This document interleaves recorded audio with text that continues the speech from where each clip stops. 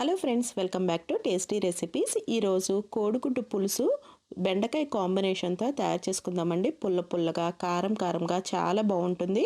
ఒకసారి మీరు ట్రై చేసి చూడండి. తయారు చేసుకోవడం కూడా చాలా సింపుల్గా ఉంటుంది. మసాలాలు కూడా ఏమీ వేయకుండా తయారు చేస్తాము.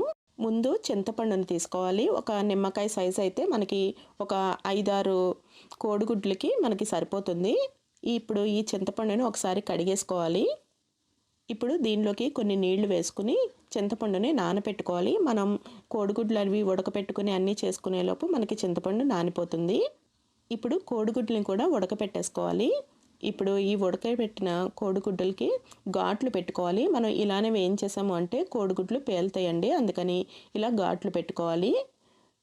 3 లేక 4 ఘాట్లు పెట్టుకుంటే సరిపోతుంది. ఇదే విధంగా మిగిలిన కోడిగుడ్లకి కూడా ఘాట్లు పెట్టుకోవాలి. ఇప్పుడు బెండకాయలు కూడా కడిగేసుకుని ముక్కలు కట్ చేసుకోవాలి. కొంచెం ఈ సైజులో కట్ చేసుకుంటే ముక్కల కింద తినడానికి బాగుంటాయి. ఇప్పుడు ప్యాన్లోకి 4-5 టేబుల్ స్పూన్ల వరకు నూనె వేసుకోవాలి. ఈ నూనెలోకి ఒక పావు టీ స్పూన్ వరకు పసుపు వేసేసుకోవాలి. వెంటనే ఈ పసుపుని నూనెలో కలిసేలాగా గరిటతో కలుపుకోవాలి. మనకి కోడిగుడ్లు బాగా కలర్ రావాలి అంటే మనకి ఒకే వైపు తెల్లగా ఒకవైపు కలర్ వచ్చేసి కాకుండా ఈవెన్గా కలర్ రావాలి అంటే ఇలా పసుపు వేసుకుని నూనెలో కలిపేసుకున్న తర్వాత ఎగ్స్ వేసుకుని వేయించుకోవాలి. ఎగ్స్ అన్నీ వేసేసిన తర్వాత ఇలా కలిపినట్టయితే మంచి కలర్ వస్తాయి. ఎగ్స్ వేగిపోయిన తర్వాత వేరొక ప్లేట్లోకి ట్రాన్స్ఫర్ చేసేసుకోవాలి. అలాగే నూనె ఒకసారి చెక్ చేసుకోవాలండి. మనం తీసుకున్న ఉల్లిపాయలకి నూనె సరిపోతుందో లేదో చూసుకోవాలి. నేను ఇక్కడ 2 ఉల్లిపాయలని ముక్కల్లాగా కట్ చేసుకుని వేసుకున్నాను. ఈ ఉల్లిపాయలని బట్టి మనం నూనెని అడ్జస్ట్ చేసుకోవాలి. నాకు ఉల్లిపాయలకి నూనె సరిపోతుంది, అందుకని నూనెను వేయలేదు. ఇంకా చీరికల్లాగా కట్ చేసుకున్న 2-3 పచ్చిమిరపకాయలను కూడా వేసుకుంటే మనకి ఈ కోడిగుడ్డు పులుసు కారం కారంగా బాగుంటుంది.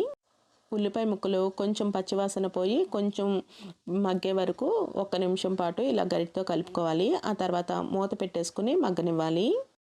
ఇలా మూత పెట్టుకుని మగ్గించుకుంటే ఉల్లిపాయ ముక్కలు త్వరగా మగ్గిపోతాయి. మధ్య మధ్యలో మూత తీసుకుని చెక్ చేసుకుంటూ ఉండాలి. ఉల్లిపాయ ముక్కలు ఇలా సాఫ్ట్గా అయిన తర్వాత మూత తీసేసుకుని గరిటతో కలుపుకుంటూ గోల్డెన్ బ్రౌన్ కలర్ వచ్చేంత వరకు వేయించుకోవాలి.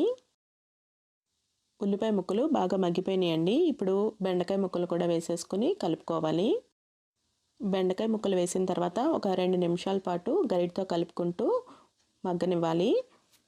తర్వాత దీనికి రుచికి సరిపడా ఉప్పు, నేను ఇక్కడ 1 టీ స్పూన్ వరకు ఉప్పును వేస్తున్నాను.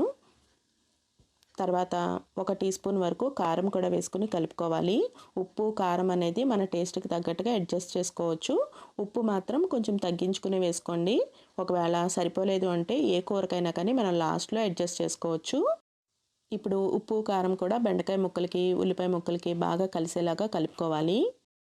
బెండకాయ ముక్కలకి ఈ ఉప్పు కారం పట్టిన తర్వాత 2 నిమిషాల పాటు ఇలా గరిటతో కలుపుకుంటూ ఫ్రై చేసుకోవాలి. ఇప్పుడు దీనిలోకి చింతపండుని నానబెట్టుకున్నాం కదండి, దాంట్లో నీళ్లు చింతపండు రసం తీసుకుని ఈ చింతపండు రసంని దీనిలో వేసేసుకోవాలి. చింతపండు రసం మరీ చిక్కగా కాదండి, కొంచెం పలచగానే ఉండాలి. మనం పులుసు తయారు చేసుకుంటున్నాం కాబట్టి కొంచెం పలచగా ఉంటే మనకి పులుసులాగా వస్తుంది. చిక్కగా ఉంది అనుకుంటే మళ్ళీ బాగా చిక్కబడిపోతుంది ఉడికేటప్పటికి. ఇప్పుడు స్టవ్ని మీడియం ఫ్లేమ్కి అడ్జస్ట్ చేసుకుని ఈ పులుసు బాగా మరగనివ్వాలి. పులుసు ఈ విధంగా మరుగుతున్నప్పుడు దీనిలోకి ఉడికించుకున్న ఎగ్స్ని ఫ్రై చేసుకున్నాం కదా, ఆ ఫ్రై చేసుకున్న ఎగ్స్ని వేసేసుకుని ఒకసారి కలుపుకోవాలి. ఇప్పుడు మూత పెట్టుకుని బెండకాయ ముక్కలు ఉడికేంత వరకు ఉడికించుకోవాలి. బెండకాయ ముక్కలు ఉడికిపోయినాయండి. ఇప్పుడు దీనిలోకి కొంచెం బెల్లం ముక్కని వేసుకోవాలి. చూసారు కదా, ఇలా చిన్న ముక్కలు ఒక 2 వేస్తున్నాను. స్వీట్ ఎక్కువగా ఇష్టపడతాము అనుకుంటే ఇంకొంచెం కూడా యాడ్ చేసుకోవచ్చు. మనం ఏ పులుసు తయారు చేసుకున్నా కానీ బెల్లం ముక్క వేసుకుంటే టేస్ట్ బాగుంటుంది. ఇంకా దీంట్లోకి కొంచెం కొత్తిమీర కూడా వేసుకుని కలుపుకుని మీడియం నుంచి హై ఫ్లేమ్కి అడ్జస్ట్ చేసుకుని పులుసుని చిక్కబడనివ్వాలి. బెల్లం ముక్క కరిగిపోయిన తర్వాత ఒకసారి టేస్ట్ చెక్ చేసుకోవాలి. ఒకవేళ టేస్ట్ ఏమైనా తగ్గినట్టయితే యాడ్ చేసుకోవచ్చు.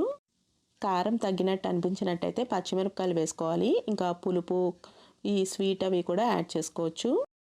ఇంకొంచెం డిఫరెంట్ ఫ్లేవర్ కావాలి అనుకుంటే 1 టీ స్పూన్ వరకు ధనియాల పొడి, ఇంకా 1 టీ స్పూన్ వరకు జీలకర్ర పొడిని కూడా వేసుకుని యాడ్ చేసుకోవచ్చు. ఈ 2 కూడా ఆప్షనల్ అండి, ఇష్టపడే వాళ్ళు వేసుకోవచ్చు, లేదంటే స్కిప్ చేసేయచ్చు. ఇప్పుడు 1 నిమిషం పాటు ఉడికించుకుని కోడిగుడ్డు పులుసుని సర్వింగ్ బౌల్లోకి ట్రాన్స్ఫర్ చేసేసుకోవచ్చు. ఈ కోడిగుడ్డు పులుసు వేడి వేడి అన్నంలోకి టేస్ట్ చాలా బాగుంటుందండి. ఒకసారి మీరు ట్రై చేసి చూడండి. ఈ రెసిపీ మీకు నచ్చింది అనుకుంటున్నానండి. మళ్ళీ ఇంకొక రెసిపీతో మళ్ళీ కలుద్దాము. Thank you for watching food re channel.